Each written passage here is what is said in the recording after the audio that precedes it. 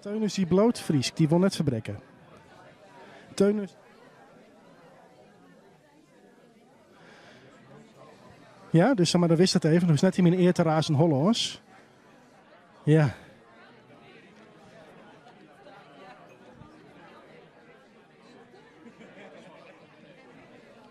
Ja, ik zal dan gewoon zo. Ja, ze hebben het hoe 12 kaarten ding. Dus ik ken ik wel even een keer vetje. Als ik mij Teunus praat ha. Wist je wel? Va Frank. Dat komt wel goed. Hoe lang hebben we nog? Oh, mooi. Nou, de stream gaat 3 minuten voor live, heb ik begrepen.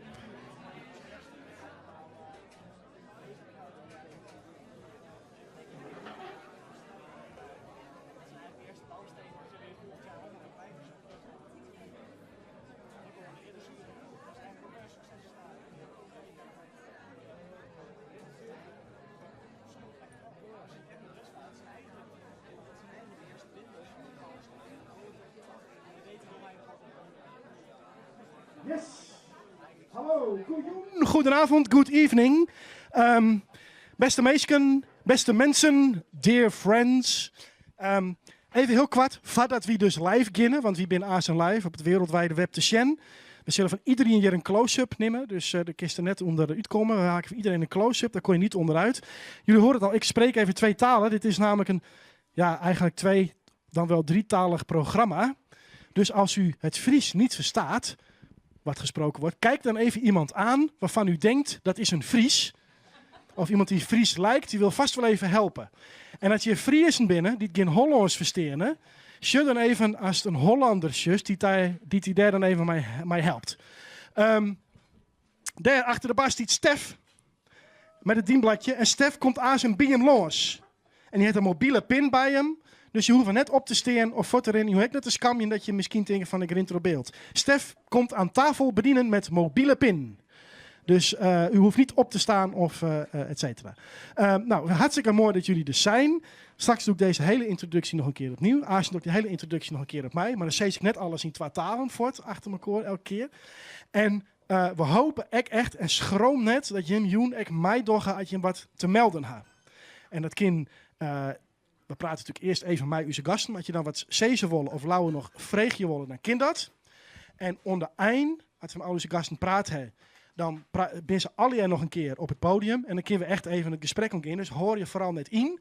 En dan zetten we echt een stoel, die ik even kwijt ben. Maar we zetten een stoel op het podium. Dat nemen we de biechtstoel. Dan zetten we ook een stoel op het podium aan het eind. Dat heet de biechtstoel. Als je daar niks wil vragen, maar je hebt iets op je lever, op je hart, op je ziel, tussen de oren wat je kwijt moet, dan ben je welkom om dat te komen doen, als het maar niet een uur duurt. Ja? Dus denk er maar even over na, mocht je je geroepen voelen. En dan gaan we bijna beginnen. Dus enjoy!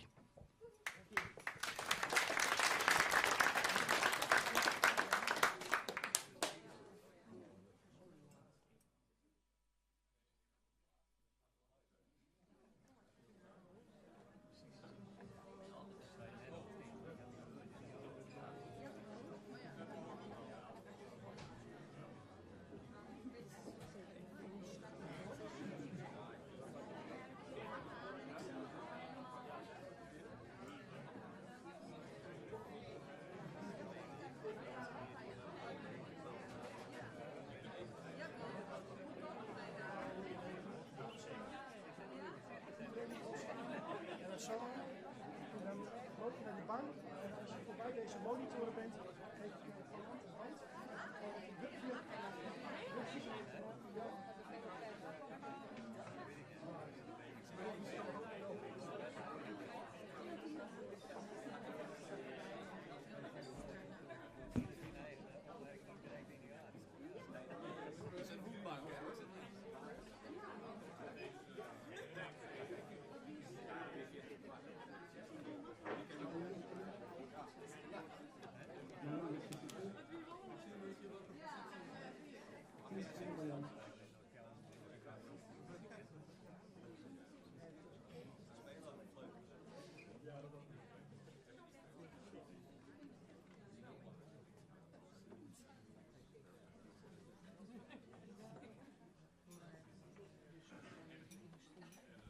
Ja, goejoen alle jaren. Hier bij deze Iepen Up live oer landschapspijn, loonskipspine.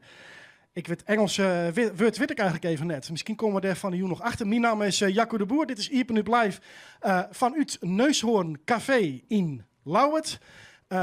Welkom aan de mensen in de zaal en uw gasten. En de mensen online op de stream op Facebook. De mensen online op de stream op Facebook. Laat u ook vooral weten wat u ervan vindt. Als u een vraag heeft, meld hem daar in de commentaren. Als je een vraag hebt. Want daar zit Uze Matthea. Die zit er. Matthea zwaai even. Ja. En Matthea die hoort de reactie. Ja, klappen mij zeker. Ja hoor. Hartstikke leuk mens. Zij let de hele tijd op wat wordt gezegd. Dus zij zal opletten wat er zijn wordt. Dit is een tweetalig programma. Kijkt u op de stream en verstaat u geen Fries. Vraagt aan andere mensen in de commentaren. Kunt u even vertalen of wat werd hier gezegd. Dan wil men elkaar vast helpen. Landschapspijn. Wat is het? En is dat begrip... is het iets voor de elite van journalisten, wetenschappers en kunstenaars en overgeïnteresseerden in het milieu? Of is het al terugdrongen tot opstritten? Wij betten dat te vregen als op het Cambuurplein in Lauwert. En daar zullen we even naar. Landschapspijn. Landschapspijn. Ik zou het echt niet weten. Feeling in pain with the landschap. Is dat het verpesten van het landschap? Ik heb er niet van gehoord, maar ik kan me wel er iets bij voorstellen. Ik merk wel, zeker zoals in de stad en zo, dat steeds meer mensen hun tuin te veel betegelen. Nee, maar het is eentonig geworden.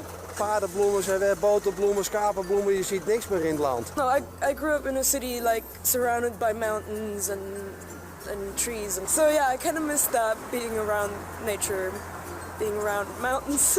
Ik vind het nog steeds mooi als ik s'avonds een egel hoor rommelen. En ja, met die tuinen die alleen maar van stenen zo zijn, ja, dat zie ik niet zo zitten. Ja, ik vind het heel erg. Dat is, als je aan het fietsen gaat ook, buitenuit, het is eentonig. U vindt het allemaal... Ja, maar in de wereld moet je positief bekijken. Ja? Ja, voor de laatste tijd die wij hebben wel. Like you can see that the countryside is full of fields and everything, so somebody is most likely working there. It's productive nature. But it's very like one-sided for me. Er zit een soort verknalling in, door die kassen en zo, die verlichtingen. Wel eens 's nachts van wakker gelegen? Nou, ik zal niet zeggen dat ik er wakker van lig, want dat ligt, maar ik vind wel een soort verknalling. Nou ja, nu is een mooie winterse dag en dan begin ik gelijk de tranen over. Je bent er een beetje emotioneel van. Ik word er emotioneel van. Goed, dat waren even de reacties op Cambuurplein. Laten we gauw gaan naar onze eerste gast. Degene aan wie wij het woord te danken hebben. Dames en heren, Jantien de Boer. Journalist, columnist bij de Louter Kranten. Nou, Jantien, het is echt een walk of fame. Klap maar door, hè, want ze is er nog lang net. Tje. Ja, hartstikke idee. Nou, ga lekker zitten. Hij staat daar een beetje in de midden. Ja, hij zit een heel soort microfoons. Ja, hoi. Hoi, oh, ik zit een denkklem. Horen jullie mij? Ja. Jantien, hoe is het? Goed. Ja, spannend dit. Want ik zit natuurlijk altijd te schrijven achter een beeldscherm. En nu ineens zit je voor allemaal mensen en moet je je verhaal vertellen. Is toch anders?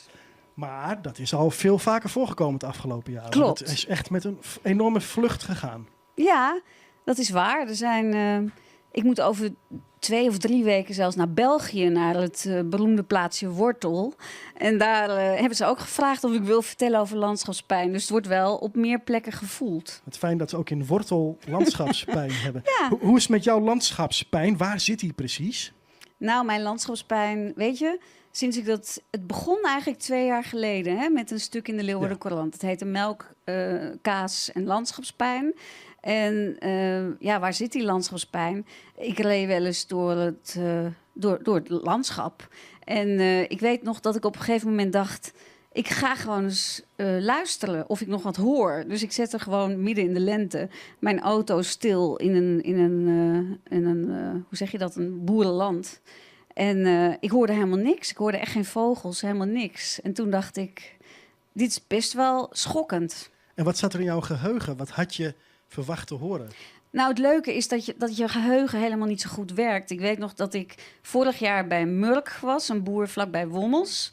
En ik dacht dat ik nog wel wist hoe het landschap vroeger, toen ik jong was, klonk. Want wij gingen altijd met de boot weg. En dan hoor je dat land en het valt je niet eens op, het hoort er gewoon bij. En Murk zei, ik was 's avonds bij me, die zei, zullen we om al voeren, jongens? Zullen we nog even het loon in? En toen dacht ik, hé Murk, maar dan hoor je toch bijna niks meer.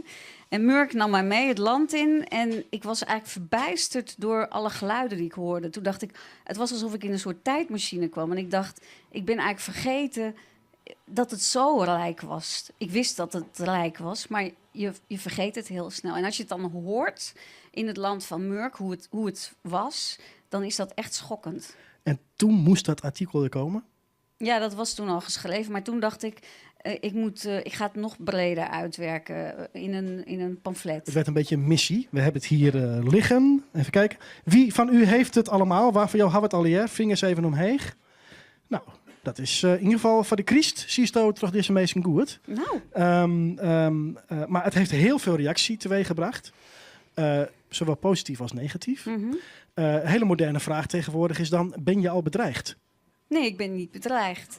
Nee, maar en ik snap ook wel dat ik mensen op de ziel sta. En daarom is het ook heel moeilijk om over landschapspijn te beginnen. Of nou ja, moeilijk. Je kunt erin, zeg maar, met mensen die er misschien hetzelfde over denken, makkelijk over praten. Maar het is veel moeilijker. Nou ja, ik zal een voorbeeld noemen. Deze zomer kocht ik via Marktplaats iets bij iemand die ik niet kende natuurlijk. Ik ging naar een bepaald adres, een boer. Ik kwam terecht bij een boerderij. De deur ging open, er stond de boerin en ik stelde me voor. Ik zei, ik ben Jantien de Boer. En ineens ging de keukendeur open en daar kwam de boer uitstommelen. En die zei, Jantien de Boer. Nou, ik ben het helemaal net maar die Iers. Ja. En dan sta je op die stoep, weet je wel. En je denkt, het is zaterdagochtend en ik wilde eigenlijk iets kopen. En ik snap dat je boos op mij bent, maar moet dat nu? En hij zei tegen mij, hij wees naar het land aan de overkant van de weg. En hij zei, dit is mijn loon. Hier ben ik heel grutskop, hier ben ik heel trots op. Van waar Wat die is emotie, hier mis mee? Ja, van waar al die emotionele reacties. We gaan straks natuurlijk ook nog aan boeren vragen. Maar waar denk je dat die emotie vandaan komt? Nou ja, ik denk ook, boeren zijn natuurlijk hartstikke trots op hun vak. En die boeren ook met hart en ziel. Daarom is het ook hartstikke moeilijk om hierover te praten. En welk punt van jouw kritiek, of zeg maar, als je jouw kritiek in één zin zou moeten samenvatten, weet, als ik het zo zeg, dan weet ik dat het ze raakt, maar toch vind ik het zo. Ja, maar ik was bijvoorbeeld ook een paar maanden geleden, of weet ik niet, ja, een paar maanden geleden bij een Noordwind College in Leeuwarden. Er waren docenten veehouderij en die overwogen om misschien, overwegen ze daar om landschapspijn als lesmodule te gaan gebruiken voor jonge boeren. En ik vertelde daar mijn verhaal en een van de docenten barstte in tranen uit. En dat snap ik wel. En weet je ook waarom? Omdat hij zich heel erg aangevallen voelde.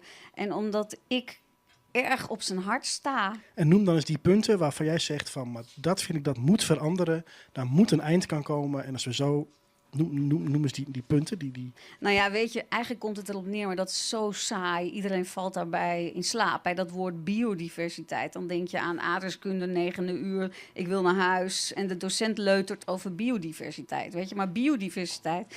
Ik heb niet het woord landschapspijn bedacht. Dat heeft Teunis bedacht. Die komt hier zo ook nog zitten. Teunis heeft dat woord ooit opgeschreven in het voorwoord van een boek, Vloeiend Landschap. Dat las ik, dat woord, en dat ging rechtstreeks. Bij mij kwam dat binnen. En dat riep bij mij ook emotie op en ook echt pijn. En waarom dan? Nou, omdat dat echt biodiversiteit, dat weet je. Biodiversiteit staat onder druk. Maar landschapspijn, dat voel je. Dat is anders. Ja, is dat weten dan misschien niet genoeg? Want mensen zoals Teunis en meneer Berendsen, die er ook zit, die wisten natuurlijk al jaren dat het landschap naar de kloten zou gaan. En dan komt de journalist en die schrijft het op en die vindt er een paar mooie woorden voor. En allemaal mensen kopen de boeken en misschien wel meer boeken als Teunis ooit verkocht heeft. Nou, dat denk ik niet. Maar ik denk dat zo'n onderwerp heeft heel veel tijd nodig, heeft een lange aanloop nodig om te landen en heeft heel veel stemmen nodig die het verhaal op verschillende manieren vertellen.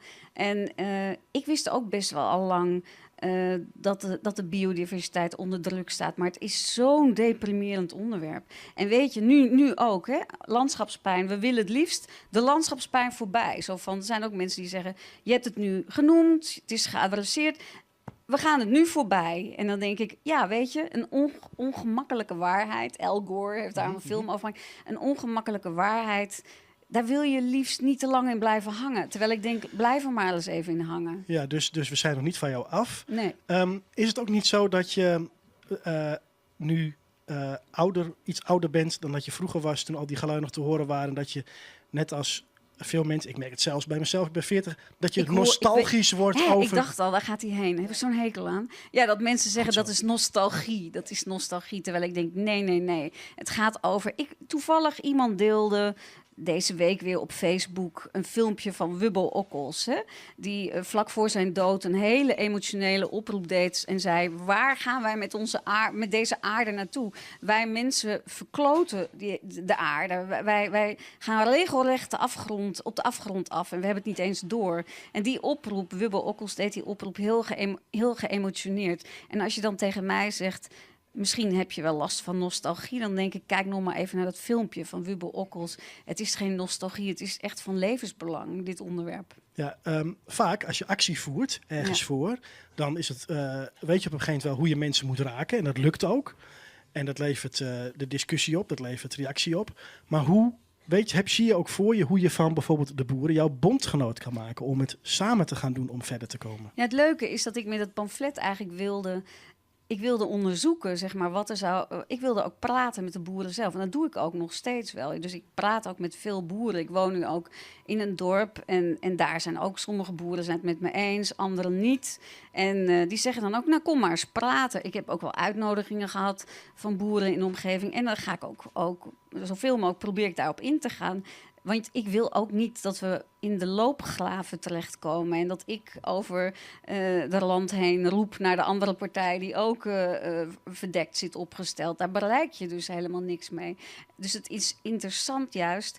Ik hoop dat we allemaal lang landschapspijn blijven voelen. En die pijn, daar moet je op drukken. Iets wordt pas interessant als het pijnlijk is eigenlijk. Want dan moet je gaan onderzoeken, waar zit hij dan bij jou? Waar zit hij bij mij? Daardoor heb je dus emoties. Maar daar hoef je ook niet voor weg te lopen of bang voor te zijn. Maar je moet proberen nader tot elkaar te komen en bondgenoten te worden. Voel je een beetje een boegbeeld? Nou, ik weet wel dat een stel boerinnen zijn heel boos op mij. En die noemen mij wel, een tijdje geleden noemden ze mij mevrouwtje landschapspijn. Dus en toen dacht ik, seksisme even dan gebruiken om jou een beetje te disqualificeren. Ik weet niet of het seksisme was, maar ik denk ook dat ze geraakt zijn en gewoon heel boos. Nou, laten we eens kijken of er ook mensen zijn in de zaal die wat willen vragen of zeggen tegen Jantien. Daar hebben we Marianne Kleinstra. Hoi Marianne. Hoi. Of zijn er mensen hier misschien die boos zijn of iets willen vragen of reageren op Jantien? Schroom vooral niet. Er kijken maar een paar duizend mensen. Dus, en steekt u dan even uw hand omhoog. Nou, ja, kijk eens aan.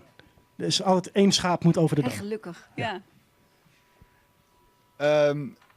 Naar welk landschap zou je dan terug willen? Want mijn jeugd is een ander landschap dan uw jeugd. En ja, het landschap van 1950 was weer heel anders dan het landschap van 1980. Ik zag een aflevering toevallig van Omroep Friesland uit 1987. Wat ook al terugkwam, het industriële worden van het Friese landschap. Welk landschap is de basis, zeg maar?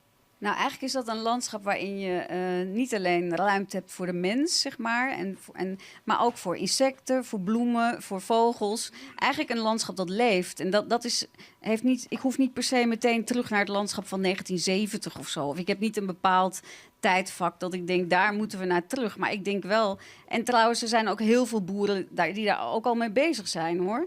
Die bijvoorbeeld heel erg de bodem bestuderen en kijken hoe kun je werken met de natuur nog beter dan we nu doen.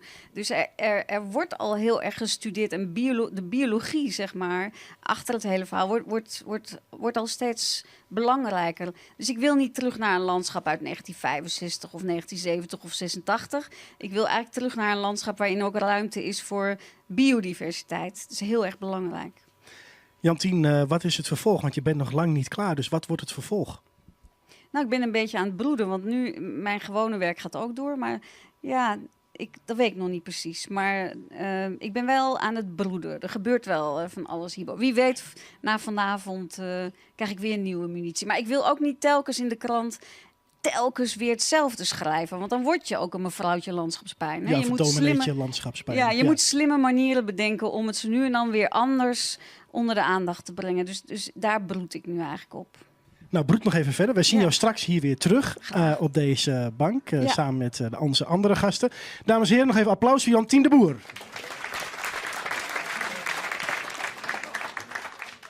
Goed, dat was iemand uit de journalistiek. Schrijvend, soort veroorzaak. En ik zei het net al even. Sommige mensen ben je al heel lang mee dwaanden met dit onderwerp. En biodiversiteit. En bestuderen hoe het eigenlijk met landschap gaat. Daarom wil ik nou graag uitnodigen Frank Berendsen en Teunis Piersma. En klap maar even tot ze hier op het podium binnen.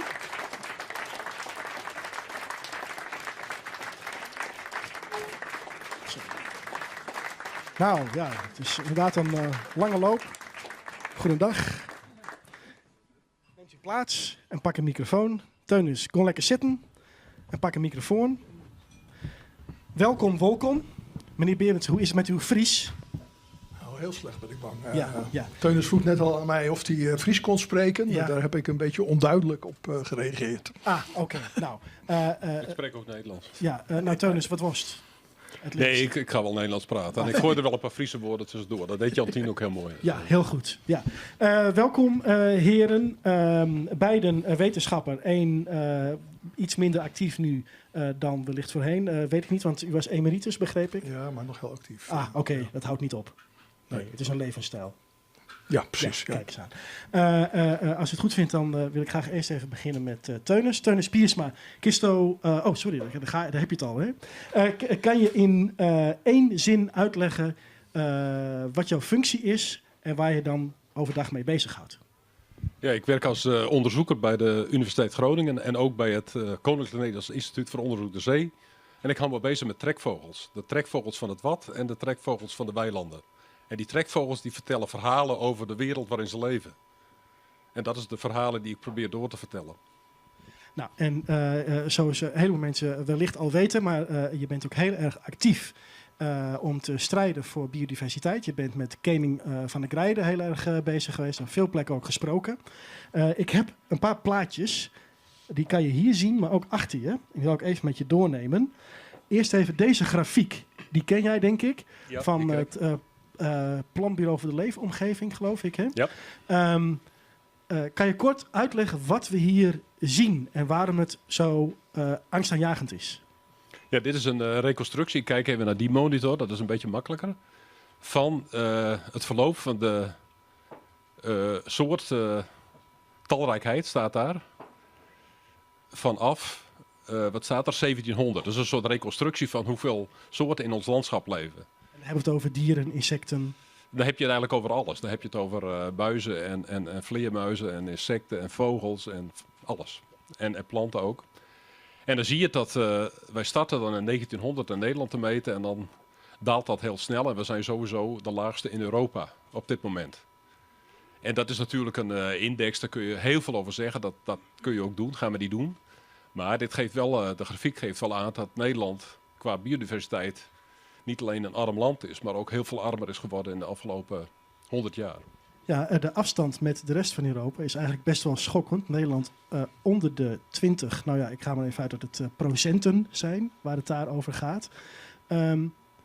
Realiseren mensen in Nederland zich dat genoeg? Want toen ik deze voor de eerste keer zag, dacht ik, maar dat kan toch helemaal niet, want het is heel groen en er is heel veel platteland. Dus realiseren mensen zich genoeg, denk je, in Nederland dat het echt zo is? Nee, nou ja, Jantien zei het al, biodiversiteit is een lelijk woord, zeg maar. Wat het nu helemaal niet doet, maar in de slipstream van landschapspijn, wat ook een lelijk woord is, maar ook weer heel mooi, begint dat besef nu wel door te dringen. Maar dat begint pas door te dringen op een moment dat we onvoorstelbaar veel kwijt zijn geraakt eigenlijk. Ja. Dus een beetje laat. Ja, meneer Berendsen, deze cijfers die komen u niet onbekend voor, denk ik? Nee. Gaat het u aan het hart?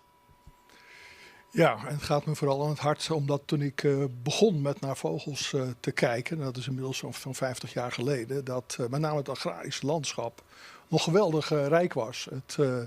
het wemelde niet alleen van de grutto's, maar je zag ook op allerlei plekken kemphanen, balsen. En wat ik me eigenlijk het meest herinner, dat je van alle kanten altijd veldleeuweriken hoorde die hoog in de lucht stonden. En als ik nu in het landschap, in het boerenland rondfiets, ja, dan ervaar ik een dood landschap. Waar je eigenlijk geen veldleeuweriken meer hoort. En dat wordt ook gestaafd door de cijfers. Want we hebben nog 3-4% over van de veldleeuwerik die er ooit waren.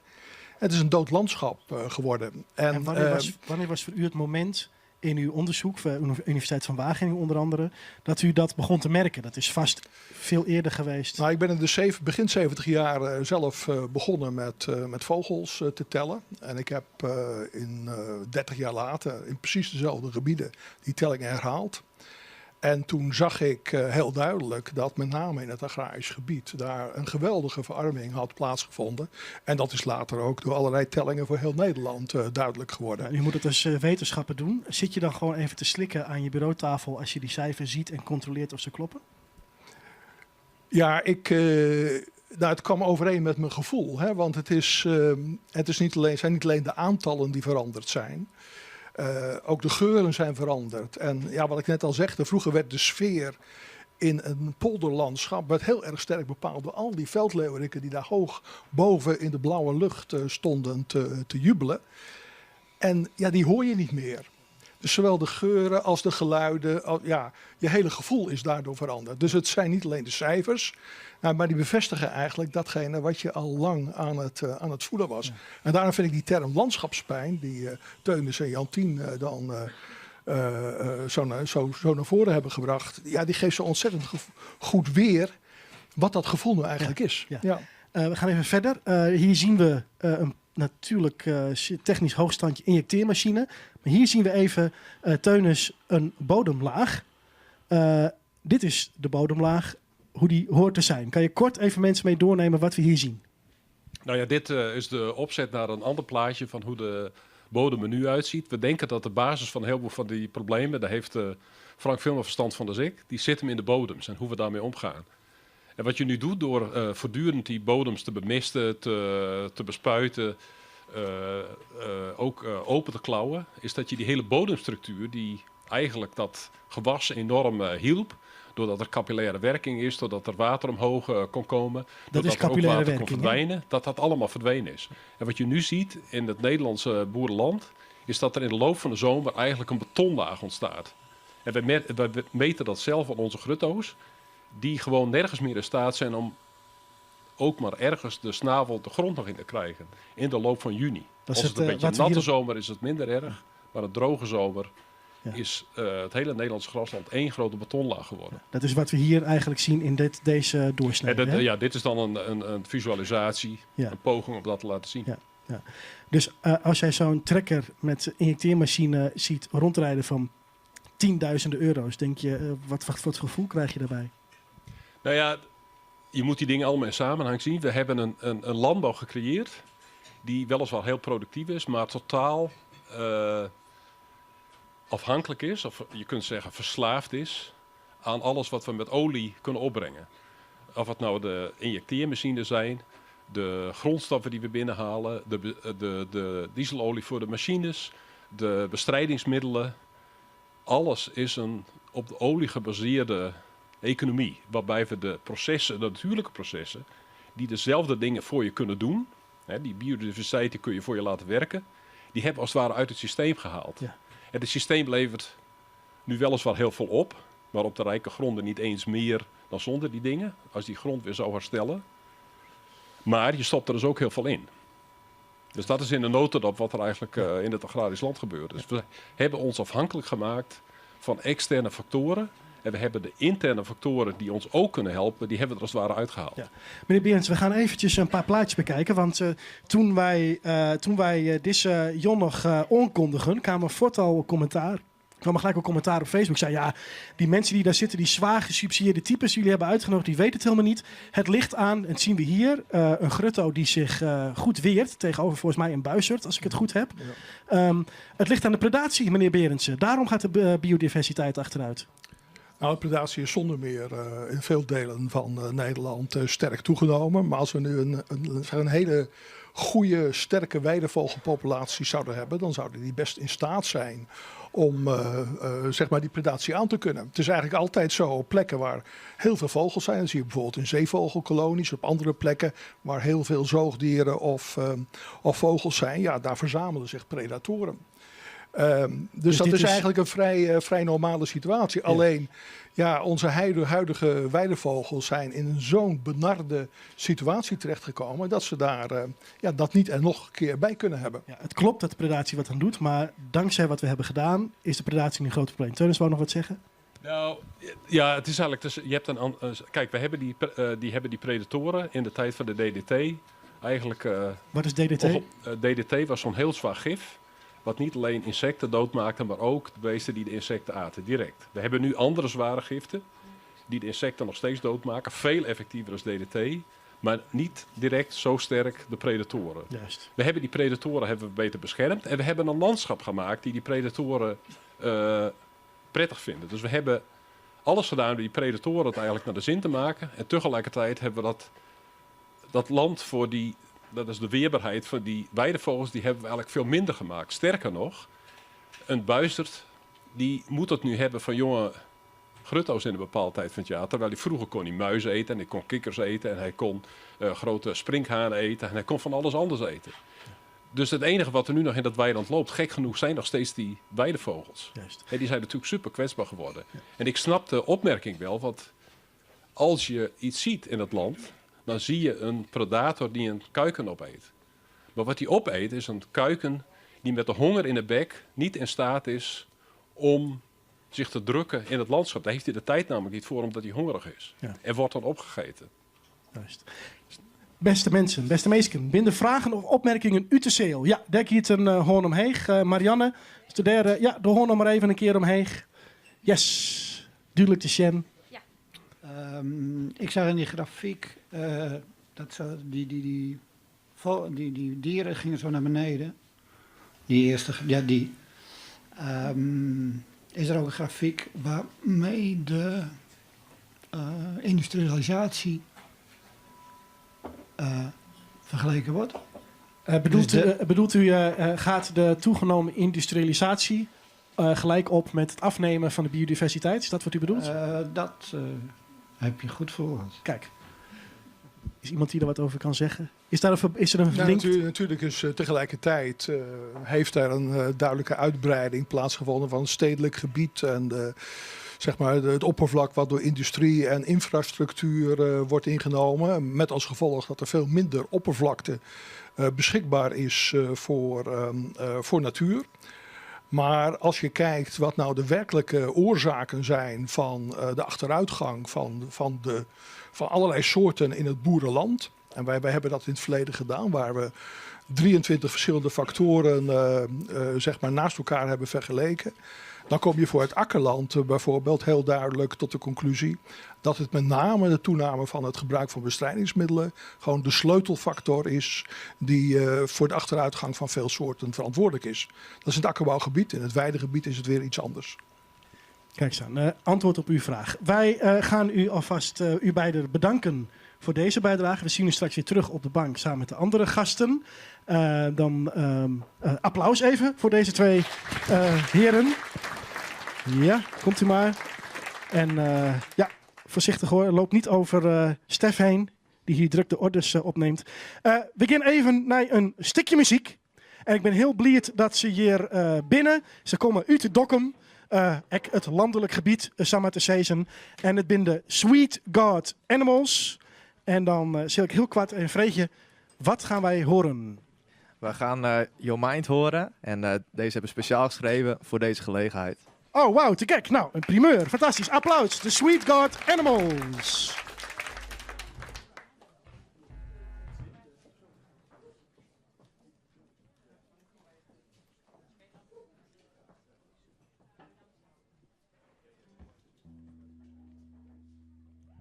Even shout-out naar Vrouw en Kids. Papa is op tv.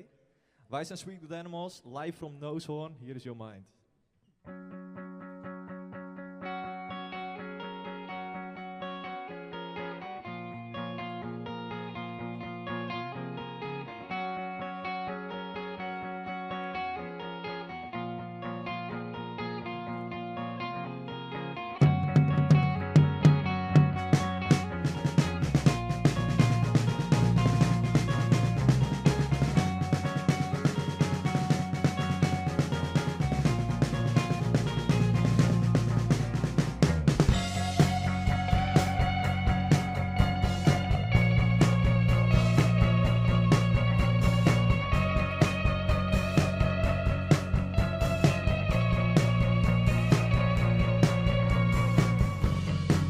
So far it seems it's just an endless terrain. It refused my offer. Pick up the radio and smash it now. And it refused my offer. Please try to break things down and hide your laughter.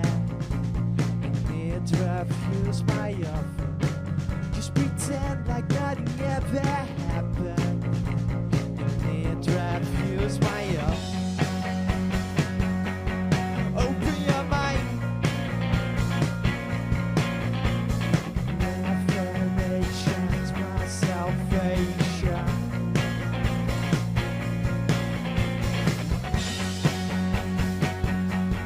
Open your mind. Open your mind.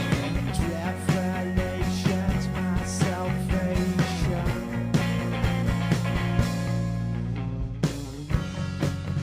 As for those who say it isn't an issue, wait until I wake up.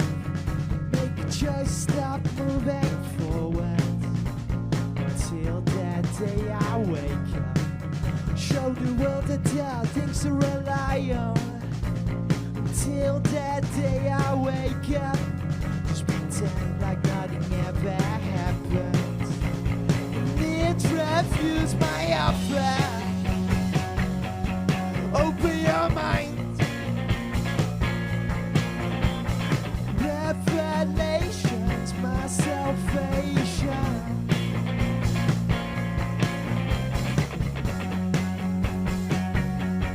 Open your mind. Open your mind. Revelation's my salvation.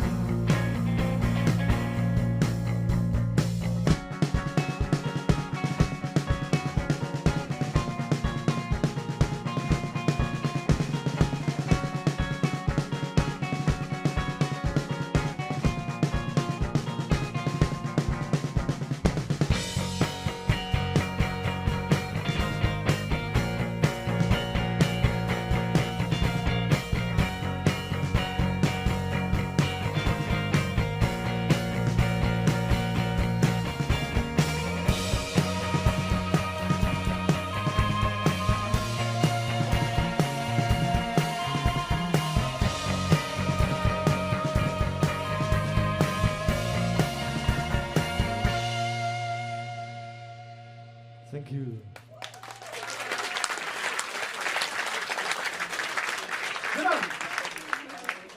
Marianne. Ja, dankjewel. Dankjewel Ben, dankjewel Jacco. Ik sta naast Vrouwtje Hernand van de Friese Milieufederatie. Vrouwtje, welkom. Ja, we hebben een hele protte nou. Schrikt je van de cijfers en de verhalen? Nou, ik schrik wel van het feit dat het zo is, maar ik weet dat al heel lang dat het zo is. Ik vind het behoorlijk dramatisch. Wat ik een beetje mis in het verhaal is dat... hoe is het zo komen? Ik bedoel, het is wel... we zijn heel lang na de oorlog... ben we groeid. En wonen we goed eten voor heel iets beetje. En daar moesten mensen van produceren. En dat kon alleen nog blijkbaar op deze wijze. Ik weet het net. Maar dat is natuurlijk wel een heel lang paard. En dat mis ik hier wat in. En ik merk in mijn werk... in dit werk waar ik nou in zit bij de Friese Milieufederatie... maar daarvoor dat mensen... Ja, want toen best 8 jaar wethouder wist bij Litterenstradiel, toch? Ja, Litterenstradiel, echt de Kruidhoeken is dat. Daar ben ik heel vaak mensen die hier een zwaardig, maar dan zou ik wel eens van... Wat zit er bij jou in de koelkast? Ja. Dus dat is een bewustwording waar we meestal al mooi dwanden wezen matten. En dus ik schrik van de cijfers. Ik zie waar ik wen je, zie ik wat er gebeurt. Ik wen je aan de randen van schrok en schreens. En de ene kant denk ik... This is heaven. En de andere kant denk ik, dit is niet best. Maar dat is echt, de kist haast een lineaal bij ons lezen. En dat vind ik, ja, dat is dramatisch. Dus is nog bij de Friese Milieufederatie. Je hebt nog een protte voor culturele hoofdstad, of my culturele hoofdstad. Kun je iets meer vertellen over de projecten die daar op het gebied van biodiversiteit dost? Ja, de Teunus is ik al even neemt. We zitten vanuit de Milieufederatie bij Koning van der Grijden. En daar ben we heel actief. Ik in de organisatie. Ik kom te ondersteunen dat al die projecten die dit hier losgaan. Nou, de start is West met het Naïersconcert. Eerst in januari in het Concertgebouw, 3 januari in de Harmonie. Maar dat wij met cultuur proberen een hele nieuwe groep mensen te bereiken om daarmee in discussie te gaan over het thema waar het om gaat. Dat is dus die dalende biodiversiteit. Ik vind trouwens biodiversiteit helemaal net een saai woord. Ik vind het wel, het ropt wel wat op bij mij. Maar daar zitten we heel bot in. En vanuit de Friese Milieufederatie ben we te jaren met het Frieske Geer en Landschapsbeheer. Ben wij start met de Groene Alliantie. En alle landschaps- en natuurorganisaties in Friesland, maar nu sinds kwart ik Wereld Natuurfonds en de Vogelbescherming Nederland, die committeren zich al jaar onder een soort van biodiversiteitsplatform, koppeld weer om Koning van der Grijden. En dat committeren houdt wel in dat wij willen net dat 2018 alleen nog een prachtig feest is. Nee, dat is mooi. Wij vinden het volle wichtiger dat wat gebeurt er daarna? Is er werkelijk iets in gang zetten? Dat wie de belofte van de culturele haardstad. Culturele haardstad wie in een moment in 2018, dat is een vliegwiel. En dat zo allerhande belangrijke thema's in uw provincie op elkaar zetten. En nooit 2018 zou er wezenlijk wat veroren wezen. Nou, en daar zitten wij nou middenin. En dus zo wezenlijk iets veroren. Concreet, wat gaat er wezenlijk veroren? Nou, wat wij proberen vanuit de Milieufederatie, met Koning van der Grijden en al die orenpartijen, dat ben ik, Natuurmonumenten, Staatsbosbeheer en dat soort groepen. Wij hopen dat er bij een gruttere groep de noodzaak duidelijk wordt van jongens, er is wat om de hoorn. Het is niet 2 voor 12, het is al 12 uur West. En de mat wat veroren. We zijn daarom ik net alleen nog importeer met die landschapsorganisaties, maar ik met een Campina, met een Rabobank. En er zitten hier mensen, ik kan ze zo aanwijzen, die weten van onze dagelijkse realiteit. Als wij wat veroren willen, als wij nou boer binnen of als wij in de natuurhoek zitten. De dagelijkse realiteit is toch nog productie, euro's en winst. En ja, daarin moeten we toch, daar moet een switch in maken worden. En gaat zo'n veroring, gaat dat vrijwillig, denk je? Nee, wij werken, dat vind ik wel belangrijk om te zeggen. Wij werken een hele protte mooi boeren. Dat is soms moeizaam, want mensen heb ik al jarenlang investeerd, zitten al jarenlang in een bepaald proces waar ze in adviseerd ben, toch adviseurs die het dienen op een wijze zoals dat heel lang goed lijken te wezen. Nu komen we in een omslag. Wat denk ik heel belangrijk is net dat er een liedsploegje is hier die zegt van wij willen het anders, we weten niet hoe. Maar dan merk je wel dat voor hele protte mensen die produceren, die hun ballen verdienen, maar iets wat maar te krijgen uit biodiversiteit, juist wel dat het maatschappelijk draagvlak echt begint te kantelen. En dat denk ik, dat moeten we beter houden en dat paard moeten we in. Dus juist dus dat mensen zeggen van wij beginnen orenproducten keepje, dus kist het in de krant lezen van wij gaan meer oer van kwaliteit, wij gaan meer oer van dat wij zeker weten waar komt mijn eten waai, dat ik weet waar het waai komt, dat ik net molken heel uit Australië, terwijl het om de hoeken vallen lekkerder en misschien goedkoper en ik nog zoener is. Die veroring die komt op gang en ik denk dat het heel wichtig is. Het maatschappelijk kantelpunt. Ik denk dat het inderdaad heel belangrijk is. Dankjewel dat je wijze woest. Wij gaan weer om naar Jacco. Ja, en als een duveltje uit een doosje zit je Claudie Jongstra. Applaus. Ja, als er iemand is die weet over dingen van dichtbij doen, maar ook groot impact hebben, ben jij het. Er zullen, dus er bestaan nog, mensen zijn die niet precies weten wie jij bent, Claudie. Wat zien we hier? Ik denk dat het heel mooi is als voorbeeld dat het landschap, ook al is het misschien een beetje screwed up, dat het nog steeds heel veel mooie dingen kan voortbrengen. En dit is wat Nederland nog steeds voortbrengt. Het zijn de kleuren van Vermeer en Rembrandt. Dat hebben we allemaal in huis. Dat kan je heel goed doen in het noorden. Dat kan je heel goed doen op het platteland. En dat is wat we eigenlijk elke dag waar we mee bezig zijn. Want jullie halen jullie grondstoffen voor de kunstwerken, de kunst uit de natuur. Hè? Kan je er kort iets over vertellen? Wat zien we bijvoorbeeld hier? We zien hier een opbrengst van een klassieke verfplant Dat is een Reseda. En die doet het dus heel goed in het noorden, omdat we een prachtige lichtkwaliteit hebben. En daarmee gepaard gaat dat gewas dat excelleert op onze akkers. De boeren die voor ons gewassen verbouwen, dat zijn niet alleen maar biologische boeren of BD-boeren, maar tegenwoordig ook reguliere boeren die zich aan ons willen verbinden. Omdat het eigenlijk heel mooi is als je het kunt omzetten naar iets wat tastbaar is. Als je het daarna weer kan zien in een museum of tot een kunstwerk. Maar wat steeds belangrijker geworden is, los van die kunstwerken, dat het eigenlijk een hele community aan zich heeft weten te verbinden. Wij krijgen mensen vanuit de hele wereld die bij ons op die boerderij willen werken, wonen, iets willen maken en zich willen verbinden met wat we doen. En het staat dus heel dicht, denk ik, bij die nieuwe generatie. We gaan zo even kijken naar hoe dat gaat op jouw boerderij. Maar dit is dan een werk wat jij maakt. Dit is volgens mij San Francisco, klopt dat? Dat was vorig jaar. Ik heb dat werk, ik heb het echt aarde genoemd.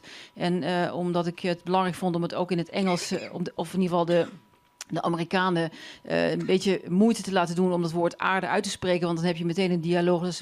Dus als je dat woord aarde ziet en je moet het zeggen als Amerikaan aarde, dan vraagt iedereen wat betekent het eigenlijk. Dus dan kan je zeggen, ja, dit is het goud dit is echt het goud van de aarde. Het zijn kleuren, ik vind het echt de kwaliteit van wat die aarde kan voortbrengen. Het bijzondere, geweldige schapenras die rent, die er bijna niet meer is, maar het is het goud van de wereld. Ja. Dat is met wol gemaakt. Ja. En dan hebben we dit werk. Nou, wie heeft het allemaal al een keer live gezien? En of herkent het? Zo, Nou, best goed, hè? Dieptepunt. Ja. Oh, dieptepunt. Nou, jongens, we moeten Claudie allemaal naar het Fries Museum, toch? Het is live te bekijken. Het is een werk, dat was het Friese landschap. Destijds, ik vond het heel mooi toen ik hier kwam wonen, dat je die prachtige horizon ziet. En dat vind ik nog steeds heel mooi. Gemarkeerd in dit werk met een handgemaakt weefsel. En dan de beroemde luchten. En dan het goud van het licht. Ja. Er zullen nu echt wel mensen zijn die in het Fries Museum zijn geweest. Oh ja! Nu, die hadden gewoon niet door dat het kunst was. Geeft niet. Hebben we allemaal wel eens. We gaan even kijken naar een filmpje wat we hebben gemaakt. Over jouw bijzondere boerderij, maar ook een nieuwe bijzondere aanwinst daarvoor. Ja, het licht gaat zo, klopt mevrouw, heeft helemaal gelijk in. Het licht gaat zo, wordt aangepast. Ik ben kunstenaar, maar ik ben ook boer en ik ben ook alchemist. En ik doe eigenlijk heel veel dingen die te maken hebben met maken.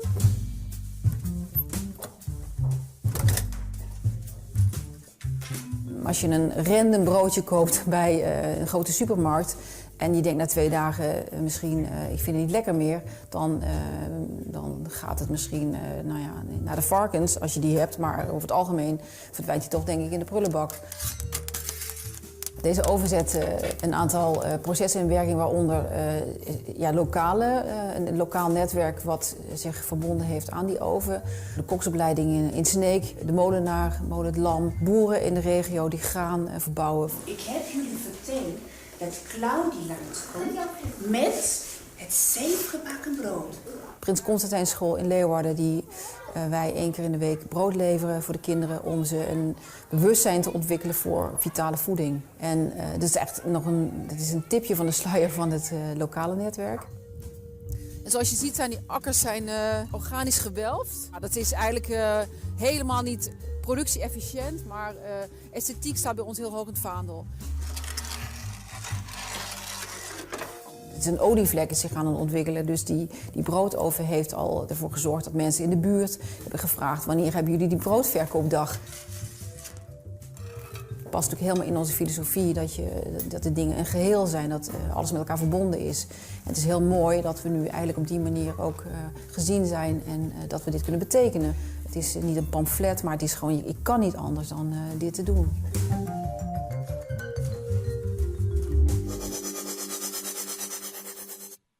Ja, Claudie, het ziet er allemaal prachtig uit. Ik was ook bij toen die oven werd gebouwd.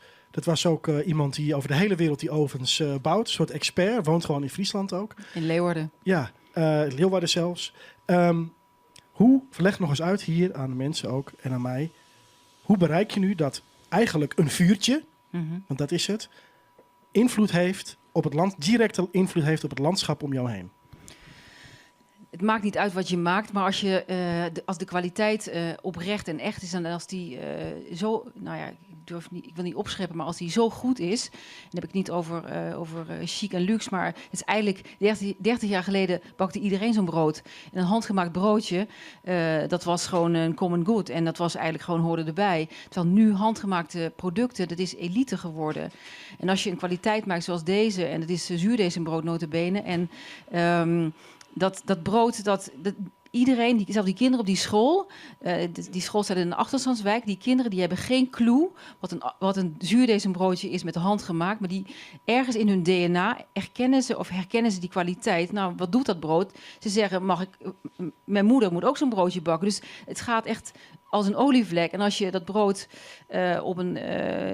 met die koksopleiding, als je dat brood serveert, het roept vragen op, net zoals die kleuren. Het roept een vraag op. Mensen herkennen op een bepaalde manier een andere kwaliteit. Dus als je dat laat zien, of dat je dat, dus dat is eigenlijk iets, ik vind het zelf iets waar je blij van wordt.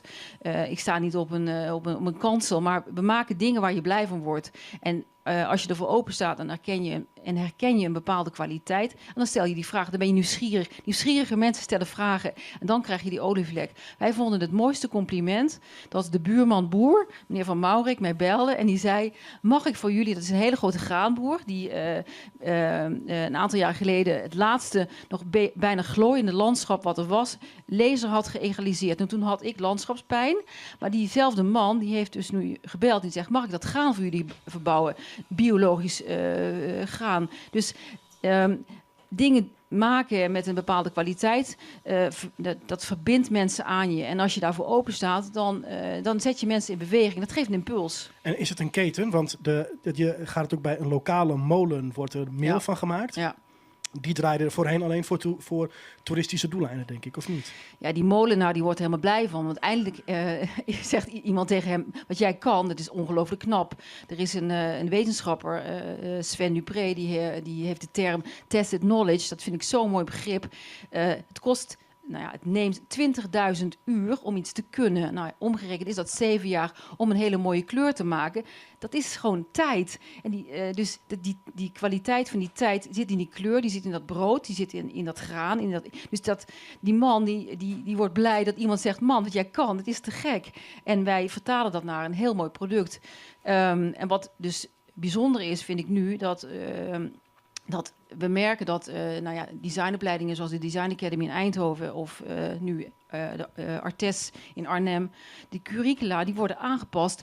Men wil nu weer op dat boerenland werkzaam zijn. Want hoe kan je in godsnaam een product ontwikkelen als je niet weet waar het vandaan komt? Dus dat wordt die plek in Huns. Dat wordt nu een soort van werkplek waar zeg maar de nieuwe de studenten, de nieuwe makers, die willen gewoon voelen, die willen gewoon ervaren voordat ze iets kunnen bedenken achter die computer, dat ze gewoon in dat land gewerkt hebben, dat ze vlas verbouwd hebben, dat ze het geoogst hebben, dat ze snappen dat processen van maken, dat dus tijd kosten. Terug naar meneer Sven Dupré.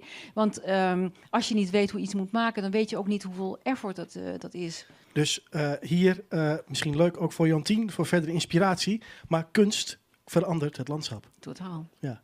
Zijn er mensen die Claudia Jongstra graag wat willen vragen of zeggen? Dan mogen de handen even omhoog en dan komt Marianne langs. Niet allemaal tegelijk. Ja, kijk daar, ja hoor. Hartstikke fijn.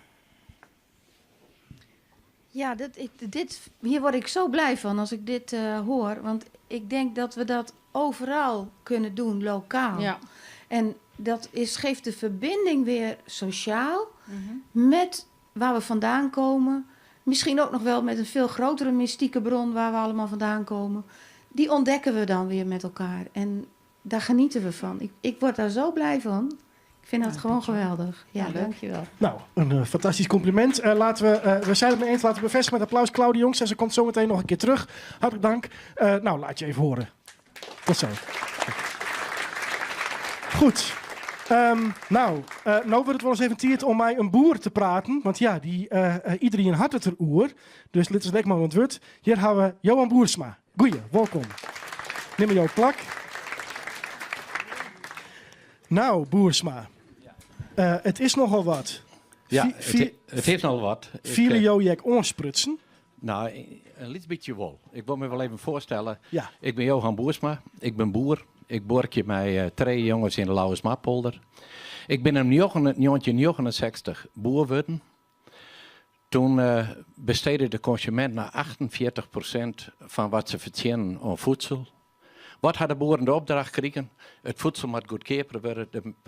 De consument die moet zo weinig mogelijk betalen voor het voedsel. Op dit ogenblik besteedt de consument nog 8% van wat ze verdienen aan voedsel. En daar moeten wij gewoon maar om voldoen. Om zo goedkoop mogelijk het voedsel te leveren. En dat is dus de eerste opdracht. En dan voor een goede kwaliteit. En het Nederlandse kwaliteit, het voedsel, staat heel hoog aanschreven. Ik wil maar even het voorbeeld gewoon nemen van de babyvoeding. Waar gaat dus babyvoeding haast al hierheen? Nee, China. De Chinezen weten dat het de eerste kwaliteit is. En er staat een quotum op. Bedum, het melkfabriek in Bedum, had wij voor 24% zichzelf uitbreid, dat ze meer verleveren kon. Wat keer bij de Nederlandse consument? Goedkoop babyvoeding. Ik wil hier net mijn vingers wijzen, maar een winkelketen had correct babyvoeding waarom nemen matten, omdat er salmonella in zit. Dat kan uit Boetenland wij.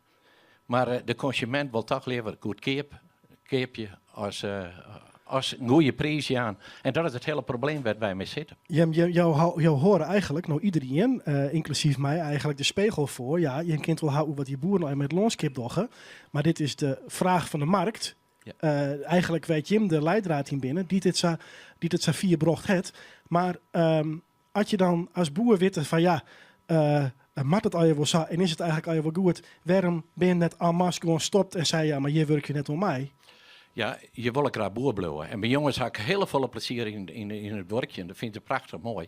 En ze willen graag boer blijven. En daar moet je daarom voldoen. Een oorlog verleden in Drachten zei de heer Boon, die secretaris van de retail. Wat de consument vertelt voor een hypo, is een hele oren consument dat er in een winkel docht. In de winkel zocht er links maar naar de prijs en is het goedkoop. En daar moet je hem voor zorgen dat je hem daar een product voor levert. En dan, ik praat net dingen goed, ja. Dus ik zeg ook net dat er net niks goed gaat met het landschap. Maar ze pas leren ze je correct de sodabemesters in. Iedere boer is ervan overtuigd dat het net goed voor het landschap is. Maar we worden gedwongen door de overheid om dat te doen. Ik ben voorzitter geweest van Boeren Natuur hier in Friesland. Ik heb meewerken aan een milieucoöperaties hier van het Kalme Green. Wij weten alle jaar, als wij ons mest met 30% verdienen, is volle beter als met de sodabemester. Maar het mij gewoon net. De overheid dwingt dus om dat te doen. En wat men dan doet, met dat soort instanties met in de overheid te gaan. Het zegt, jou die boeren de vrijheid op een goede manier te doen. En dan, we weten alle dat sodabemesters skeerden aan de bodem jouwen. Maar wij zijn verplicht om het te doen. En wij zijn net vrij, ons mest met 30% verdienen, met wetten dat het helemaal geen uitstoot. Ik zeg dat het jou enigszins emotioneert. Nou, het raakt mij wel. Dat wij wel weten, heel vaak, heel veel dingen weten wij wel hoe het moet. Maar we kregen de ruimte net. De overheid die is het alleen nog de vrijheid dan, die de overheid jaan kent? Of wat zou voor jou de ideale situatie wezen? Nou, dat de boeren volle meer vrijheid krijgen om zien te laten wat ze doen. Wij meidje een kringloopwijzer op ons bedrijf. Daarvoor jouwen wij precies aan wat er inkomt en wat er uitgaat. De Tweede Kamer had onlangs nog een motie aangenomen dat de regering daar rekken mee houden had. Maar de minister wil nog net de kringloopwijzer in werking stellen dat hij daarmee je actie, hoe je werk je bij je daarom verskappelen. Terwijl het heel veel boeren, iedere boer maakt de kringloopwijzer. En men weet persoon wat er inkomt en wat er weer uitgaat. En op die manier moet je het land bemesten. De hele zaak is de kringloop van het leven. Wat wij als boeren doen is, wij produceren een product, maar we brengen ook alles weer om. De koeien die pak ik maak je daar een hoogwaardig product van, maar de mest die moet weer om. En die kringloop, die moeten wij pakken. En daar kregen wij net genoeg ruimte van de overheid voor. En dat is dus het probleem. Dus we hadden de oerhiet, dat is natuurlijk vaak wel een issue tussen de boeren en de oerhiet. We hadden de consument, die het uiteindelijk toch een goedkoopste product wil. Dus je geeft mij, want je wil graag boer blijven. Jantien de Boer, is dat nou een criticus van jou die tot voor kwart in de stad werden, die komt op platteland en komt er opeens achter van jemig, wat is je voor oren? Of is het een bondgenoot van jou? Nou, ja, ik hier graag wilt, zij willen dan een stukje nostalgie uit Matalië waarom komen. En dat ze zijn hier van, ik wil, want die vraag had ze kregen. Ik wil bijvoorbeeld het landschap waarom hebben van Jontje Santig. Ik wil het landschap waarom hebben van Jontje. Dat zei ze net. Ze zei gewoon, het is net goed, maar hoe het wil. Ze zei, ik wil graag meer biodiversiteit. Ja, een landschap werd het niet mogelijk is. We hadden Sieversjoen, de biodiversiteit is hier leeg. Het komt er oren terug bemesting, die jou eigenlijk echt net willen. We hebben hier industrieel landbouwgebied. Werd gewoon minder soorten op leven kunnen. Dat is wat de wetenschappers ook zeggen. Ja. Dus dat kun je toch net ontkennen? Het komt net door bemesting. De groen kunnen wel 2 keer zoveel mest hebben. Het werd de manier waarop het je op een groen brengen en de manier waarop het je het in de groen brengen, dat is bepalend voor wat de groen hak kennen. En ik ben het helemaal mee eens. Die sodabemesters die vernielen heel veel in bodemleven. Maar als je de boeren, ik wil een ander voorbeeld, ja. Als je de boeren, en die ben er op het ogenblik heel bewust mee bezig, de gelegenheid jou, over de hele wereld, om fjouwertziende de organische stof in de groen naar boven te brengen. Wat is dat? Organische stof, dat is, daar is de bodemleven had het heel wat nodig. Dat is met roegedong en dat soort dingen, dus meer bemesten en zo. En gewoon druwmest werd strieën, zou je zeggen, ik wil. Als je de organische stof in de groen met fjouwertziende naar beneden brengen, naar boven brengen.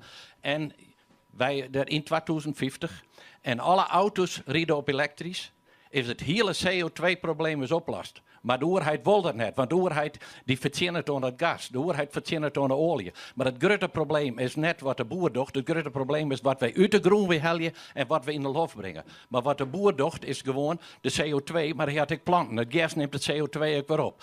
Dat assimilatie kreeg je dat CO2 keer H2O, C6, H12, O16, dan heb je zetmol. En dat is gewoon de kringloop en dat zetmol wordt gebruikt in het leven en je moet volle meer naar de kringloop. Ja. En wat doe je zelf direct nou? Want ik ben natuurlijk al je beleid, ik ben al je beleidszinger, dit is de oerriet. Wat doe je bijvoorbeeld zelf in jouw eigen omjouwing? Dat men de boeren volle meer de gelegenheid... Ja, maar wat doe je zelf? Dus net wat Soede Matten, maar wat doe je zelf? Ga je zelf bijvoorbeeld nog een stuk wat jou gewoon natuurlijk litten of wat je onderhoren? Of? Nou, wij met allereerst heugwaardig gas leveren. Wij doen bijvoorbeeld natuurbeheer. Wij hebben bijvoorbeeld gezamenlijk met Staatsbosbeheer een 500 hectare natuurterrein wat wij bewijzen. Wij doen van alles wat erom. Maar daar willen we de vogels. Ik wil één voorbeeld nemen. Ik kom in de Twiddelermierenwijk. Dit bewaren we even voor Azen, want dan heb je de groepsdiscussie. Dat vind ik goed, want ik kan die orenmeesting echt reageren. Ja. Zullen we het zo praten? Ja, dan Majo even zitten blowen, want Azen zit hier al hier. En dan kondigen de band nou nog weer even aan en geven we Azen. Maar alle meesten nog even verder praten. Hier ben nogmaals de Sweet God Animals. Laat u even horen.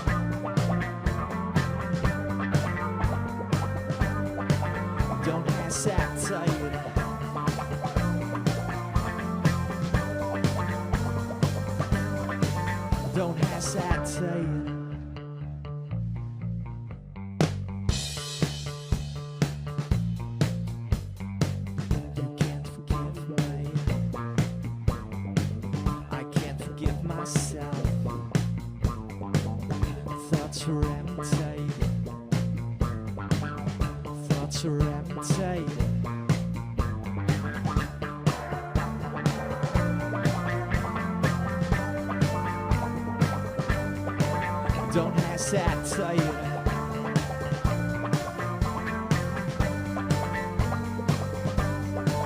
Don't hesitate.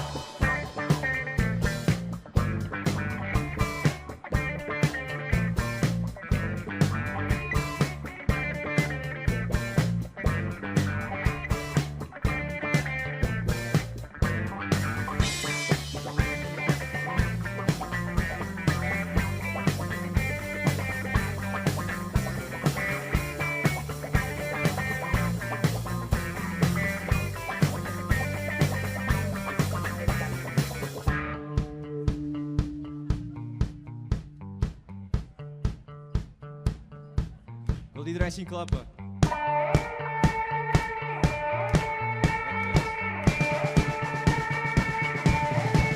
Don't hesitate.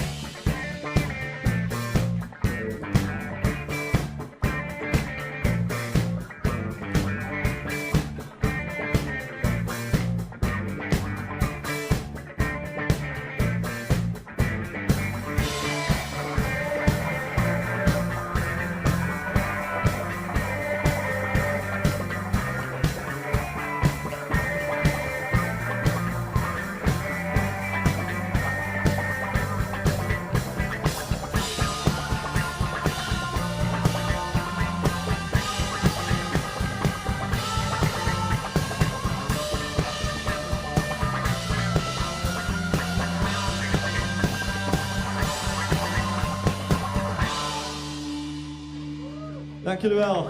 Sweet God. Laat je horen voor Sweet God Animals. Ja, Sweet God Animals. Ook te vinden op Spotify, Tidal, YouTube, alles.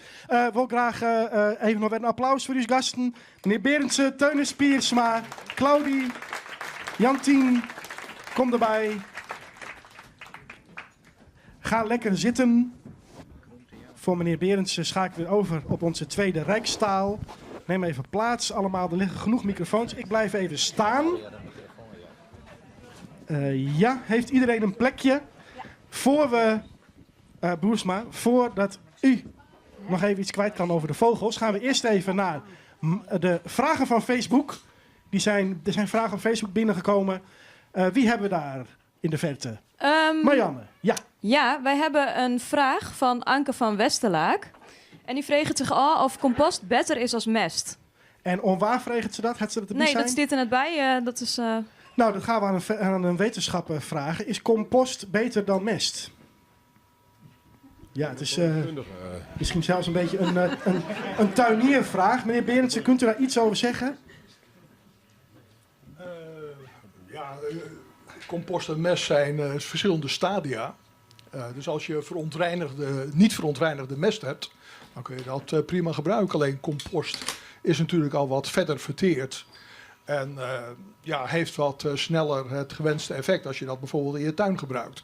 Maar in principe is dat niet het essentiële verschil waar het om gaat wanneer je praat over de toevoeging van meststoffen in landbouw. Het gaat erom of die mest, of er te veel mest wordt opgebracht en of die mest wellicht verontreinigd is met antibiotica of bestrijdingsmiddelen, et cetera. Dus het gaat erom wat erin zit en niet eigenlijk wat het is. De boer wou er nog kort wat over zeggen, compost of mest? Ja, nou als je compost, organische mest, boven de groen uitbrengen, is het allerbeste voor de vogels. Dat moet men op het land brengen, daar komen wiermkes in en dat soort dingen. En dat is, dus organische mest is het beste voor de groen en voor het bodemleven. Juist. Goed, er was nog een vraag. Ik heb nog een vraag. Ja. Klaas Sietse Spoelstra die suggereert, of nou het is meer een suggestie, of het ik hebben kennen oer landschapsvreugde in plaats van oer landschapspijn. Ja, Klaas Sietse Spoelstra, voor de mensen die het net weten, is natuurlijk een van de drone krachten achter Koning van de Grijden. Jantien, landschapsvreugde, verkoopt dat beter? Ja, het verkoopt denk ik. Nou, weet ik eigenlijk niet. Maar ik vraag me dan altijd wel af. Ik snap het wel. Ik wil ook liever landschapsvreugde voelen. Maar waarom moet het altijd comfortabel voelen voor de moderne mensheid tegenwoordig? Als er iets ernstigs aan de hand is, dan willen we het liefst dat het een lieve naam krijgt, zodat we het enigszins mee om kunnen gaan. Terwijl ik denk, nee. Nou ja, het is fijn als je van landschapspijn naar landschapsverlangen, hoorde ik ook al iemand, die zit hier ook in de zaal. Die had dat woord ook al bedacht, van landschapspijn naar landschapsverlangen naar landschapsvreugde. Maar ik vind niet dat je om pijn heen moet meteen. Nee. En een pleister moet plakken en een kus erop. En we gaan weer vrolijk verder. Ja, ik vind het wel een beetje gereformeerd, hoor. Nou, misschien. Je weet dat een seks zelfs, dus landschapserotiek, zou dat ook kunnen helpen? Nou, als jij daar iets mee wil, graag. Goed, ik ga erover nadenken vanavond. En volgens mij was er nog een derde vraag bij je via Facebook. Ja, we hebben nog een suggestie of meer een gedachte. Ben boeren alleen nog de boosdoeners of ik de meesten die de stad volbouwen, waardoor de biodiversiteit aanneemt? En waar vreeg het of zei dat? Mij is Jeremias Quaré. Een fantastische naam. Zijn het alleen de boeren of is het ook al die witte schimmel in de nieuwbouw in de dorpen? Wie gaat daar iets over zeggen? Ik wil de boer zegt natuurlijk van nee. Nee, ik zei ja, sure. Ik ga eerst op een adellijk bedrijf werken in het Wiedelmermeer. Daar moest ik in 93 wij, want het staat bosbeheer voor de groen. Links van het nonnenpaad breeden toen ik de boer weer 50 tot 100 liepen in de hele Kavelaan. Staatsbosbeheer is er een graven gaan en dat moest vooral je verhoren. Zit nou nooit in je meer. Is de boer dan de schuld van dat er de vogels verdwijnen? Ja, maar ik kom nou even hoe leidt het onder nieuwbouw. Dus het Teunis, ja. Is dat echt iets, die nieuwbouw, die alle gemeentes en al die Lietse gemeentes altijd in het verliezen waren, die witte schilmer die te komen moest, hier het echt beter misschien gewoon Grijdeland bleef kind? Nou ja, dat heeft natuurlijk gewoon groen. Landbouwgroen heeft dat nom. Dus het areaal wordt wat lietser. Maar ik denk dat als dat in percentages uitzetten zo, dan is denk ik 10% van de achteruitgang is een verlies zo'n landbouwgroen. En 80% komt toch de verhoring in die landbouw. Is dit een bekende emotie van meesten die zeggen, ja, die landschapspijn, ja, maar leidt het net erdoor? Is het net dit? Dat ze beziekje eigenlijk een beetje die verantwoordelijkheid ervoor de boeten te lezen van wat er eigenlijk aan de hoorn is? Ja, dat wil ik heel graag wat toe zeggen. Want ik heb nou het gevoel, dat er een discussie is, er binnen eigenlijk 2 soorten landschapspinen. Dus de landschapspinen van meisjes zoals Jantien en ik, die willen dat er iets verlengd is. Bijvoorbeeld die prachtige boeterblommen die we haast net meer zeggen. Maar die enorme felle gele kleur. Ja, de erotiek van het landschap. Ja. En er is de landschapspine van de boeren die zich onval vielen van ja, maar ben wij dat wel? Hebben we dat wel dienen? En dat is eigenlijk een beetje jammer, want daar komen we mooi in de loopgraven. En daar kennen we heel makkelijk uit, omdat dan een mensmaak een onvoorstelbaar wenkend perspectief is voor de toekomst. En het wenkend perspectief is dat we om de donder wel borkje kennen, daar maar we nou op ziek, dat is net makkelijk. Mooi, al die ingrediënten, weten we zo graag van oud willen. Wij willen graag van de gift nou, wij willen graag van de olie, wij willen graag het worstenbezen. En die mogelijkheden binnen de olie, daar moeten we nou op ziek. Dus laten we nog maar eens op ziek gaan,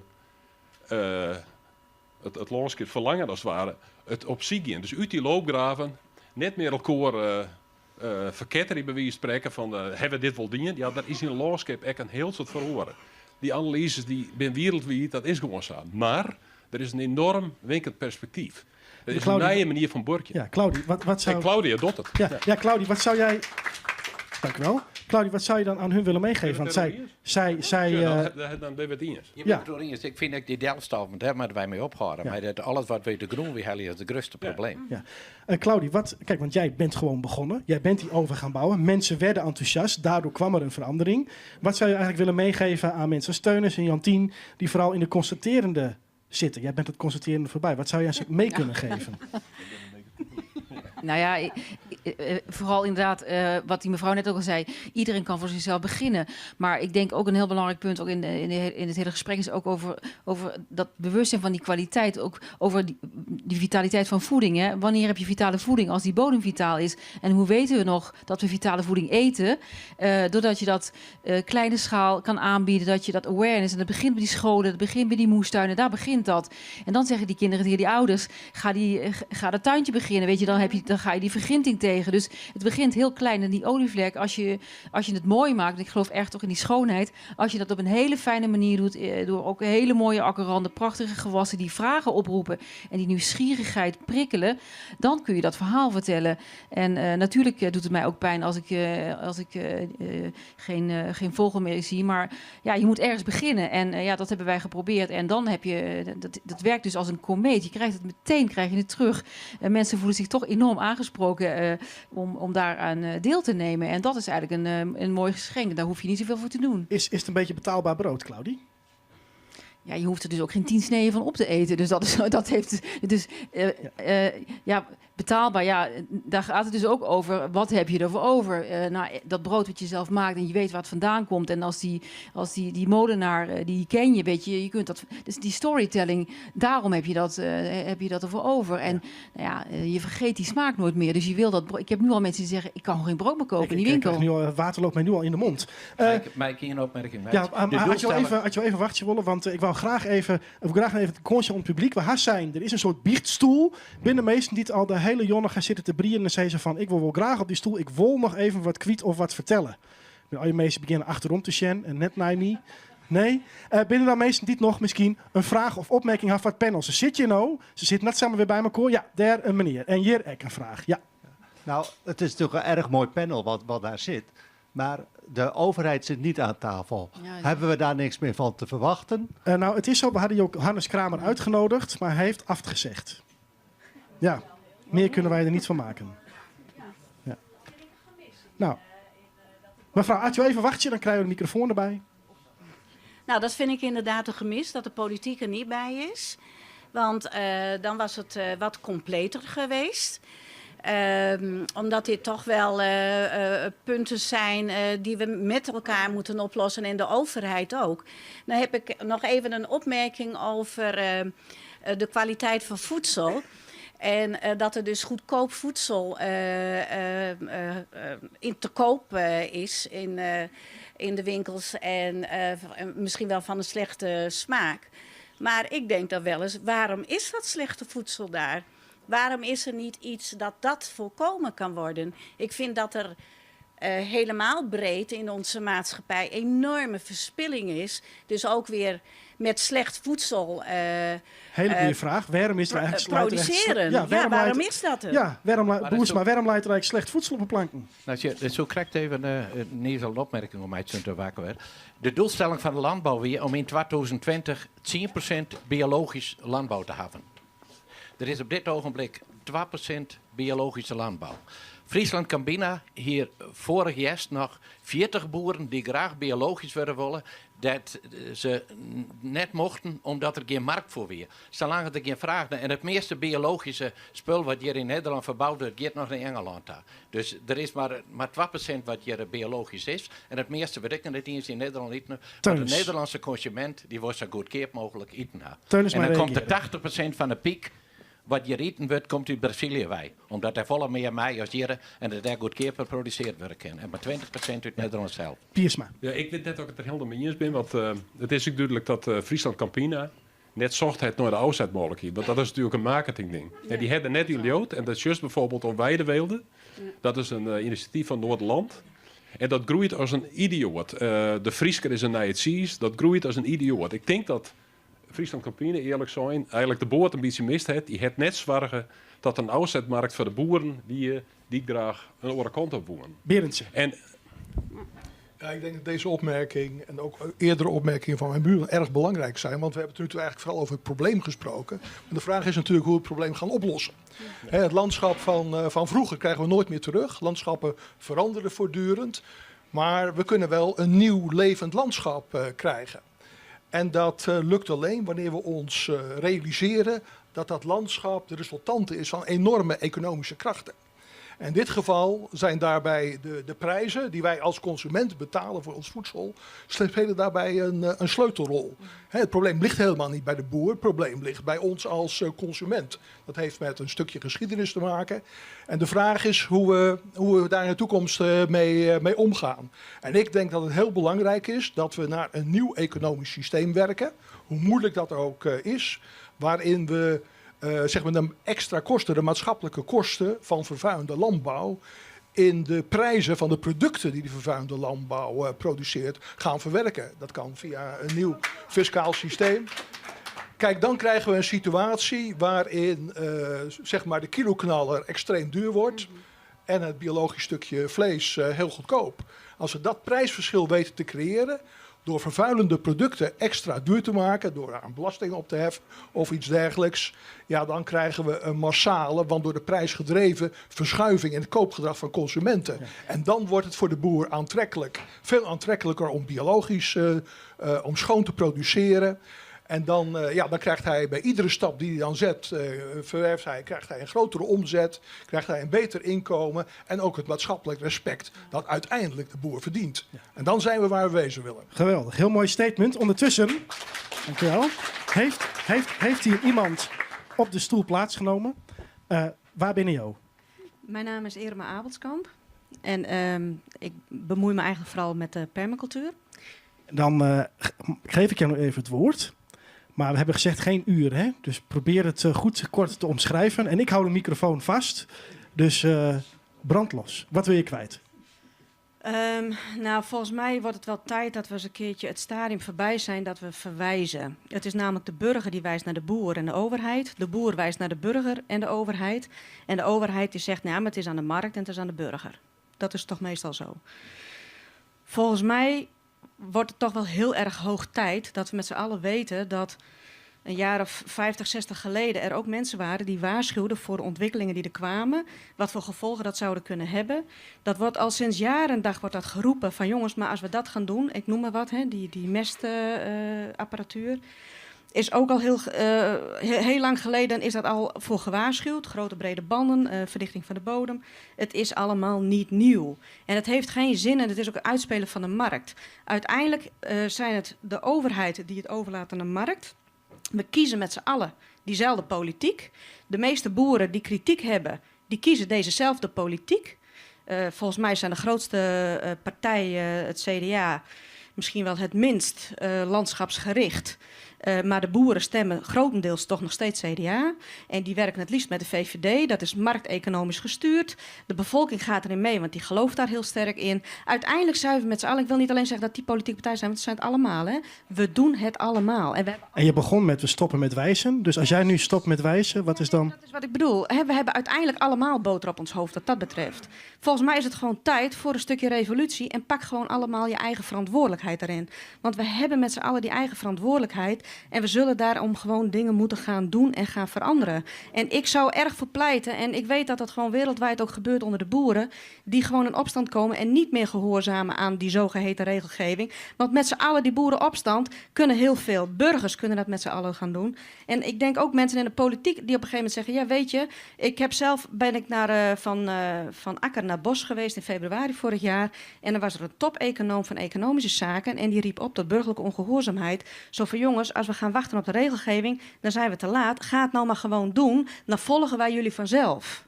Revolutie. Ja, ik had niet voor niks mijn Earth Liberation t-shirt aangedaan. Misschien had je het herkend. Hartelijk bedankt. Neem plaats. Ja, Jantien. Nou, het vervolg. Revolutie. We willen jou graag zien als voorvrouwen die op de barricade staat. Is dat wat? Nee, maar het is wie wil dat ook zien? Jantien. Ja. Nee, maar Jantien, is dat zo? Moeten we nu gewoon veel radicaler worden? En gewoon niet meer proberen dialoog. Sommige mensen gewoon zeggen, het kan gewoon niet langer. Weet je, net hoorde ik van landschapspijn, dat is een beetje zo'n woord. Je kan in landschapspijn zo blijven hangen. Hè? En inderdaad, dat is waar. Je moet ook je eigen verantwoordelijkheid nemen. En je moet ook, sinds ik erover nadenk en met boeren praat, koop ik anders in de supermarkt. En trouwens, waar hebben we het over? Hoeveel duurder is beter geproduceerde melk? Hè? We zijn gewend aan belachelijk goedkope voedselprijzen. En je ziet ook... Maar is dat al revolutionair? Nee, maar je ziet wel dat de druk van onderop groter wordt. Ik bedoel, je ziet de Lidl en de Aldi, die stellen nu eisen als het gaat om productie van voedingswaren. Je ziet Albert Heijn die eisen gaat stellen. En als de politiek het niet oppakt, dan volgens mij is de tijd wel rijp. En weet je wat zo makkelijk is? Om te wijzen van, nou, jij wordt de voorman, Teunis wordt de voorman, weet ik veel wie wordt de voorman. Dat is leuk dat één iemand voorop loopt en dan kun je er allemaal als een mak schaap achteraan. Maar je moet ook werkelijk allemaal je eigen verantwoordelijkheid ook nemen. En in de supermarkt anders gaan kopen en in gesprek gaan. Ik zag u een beetje het hoofd schudden. Ik vind dat heel belangrijk. De veranderingen die ik voorstel zijn natuurlijk veranderingen die alleen maar op korte termijn kunnen. Want dan moeten we eerst het Europees Parlement zien mee te krijgen. Dus tot die tijd is het heel belangrijk dat burgers, consumenten en ook boeren, maar vooral consumenten hun eigen verantwoordelijkheid nemen. Alleen, ja, ik vind de producten die dan, laat zeggen, wat groener zijn die in de supermarkt kunt komen. ja, die zijn vaak lang niet groen genoeg. Als ik naar een kennis van mij die kippen houdt, een kippenboer kijk, die dan ook allerlei eieren met allerlei certificaten verkoopt. Ja, dan gaat dat om of er nou 30 of 40 kippen op een vierkante meter zitten. Het is een beetje fake en daar betalen wij dan in de supermarkt iets meer voor. Maar er moeten echte essentiële veranderingen plaatsvinden die betrekking hebben op de hoeveelheid bestrijdingsmiddelen, op de hoeveelheid mest die gebruikt wordt, et cetera. Dan gaan we de goede kant op. Ja, want sorry Jantien. Nou ja, wat me wel opvalt, ik woon buitenuit. En als je in het onderwerp verdiept, dan zie je bijvoorbeeld wel glyfosaat. Dat wist ik eerst helemaal niet. Maar je ziet gewoon in het najaar velden helemaal rood kleuren. Die worden gewoon doodgespoten. En vervolgens het volgend voorjaar weer opnieuw ingeplant. Dus er zijn ook, je kunt als consument inderdaad in de supermarkt wat bewuster inkopen. Maar soms ben ik wanhopig en soms heb ik hoop. En het is heel moeilijk om daar tussen een beetje consistent te blijven. Maar het is ook een heel groot systeem wat we met z'n allen moeten keren. Dus het is helemaal niet zo simpel, hoor. Nee, dat geloof ik zeker. Teunis, we hebben nog iemand die op het podium is gekomen. Dus die wil ik eerst nog even kort het woord geven en dan sluiten we hier af. Lukt het om kort te houden, denk je? Ja, met wie hebben we hier? Ik ben Margarethe Postumus. En wij zijn een groep mensen die dachten van nou, dat wijzen naar elkaar, laten we eens wat doen. En wat zijn jullie gaan doen? Kan je dat kort vertellen? We zijn een bijenflintelint aangelegd in de bermen. We hebben ons gerealiseerd dat al die bermen die er liggen, kilometers en kilometers als bermen, dat daar ook bloemen kunnen bloeien en groeien.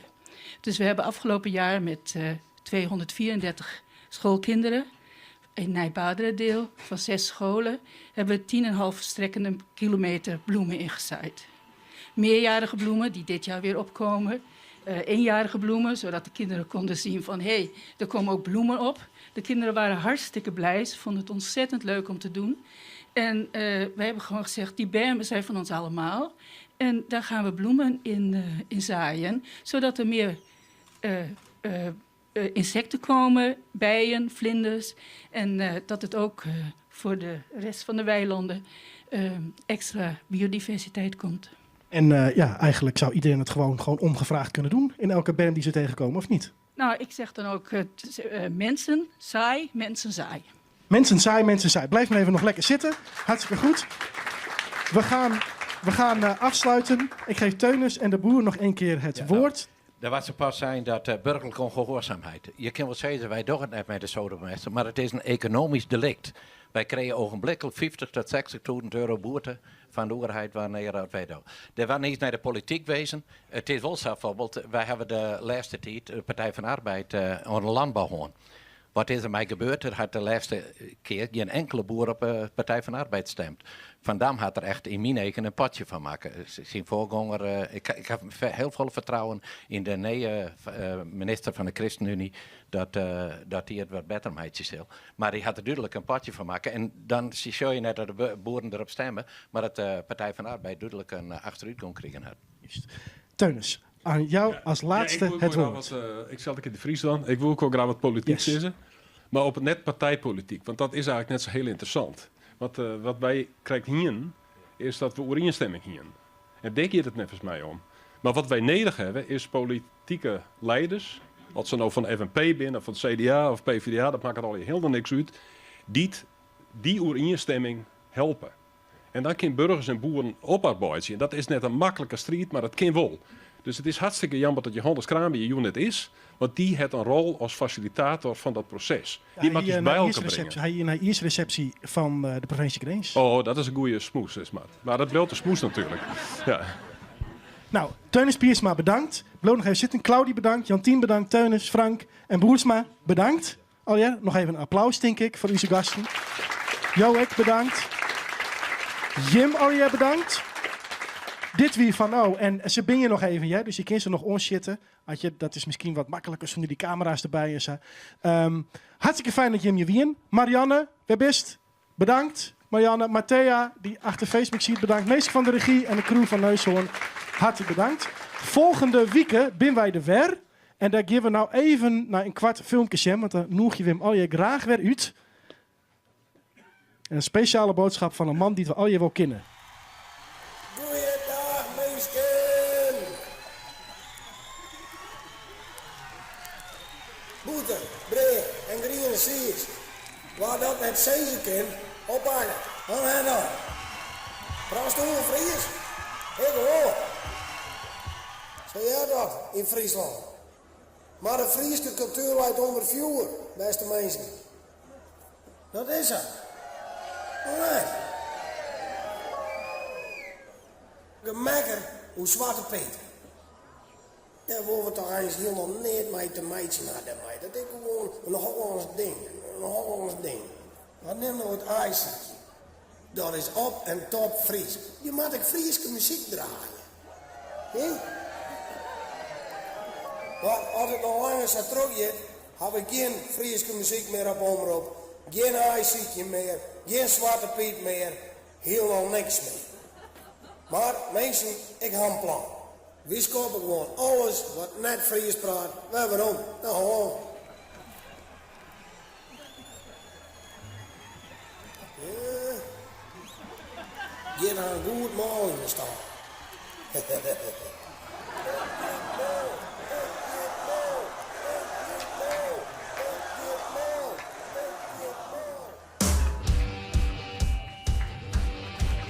Ja, dat is Orenwieke hier. Kom alweer weer. Het werd een hele bijzondere jongen met zeer bijzondere optredens. We horen nog een beetje geheim, maar deze jongen wil je echt net missen.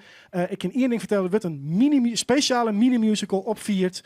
Waarin door het theatercollectief Heksenhamer. Waarin zit Uitmeidje met Amerika. Nou, dat alleen nogal is iets om te komen. Tot volgende week alweer en bedankt.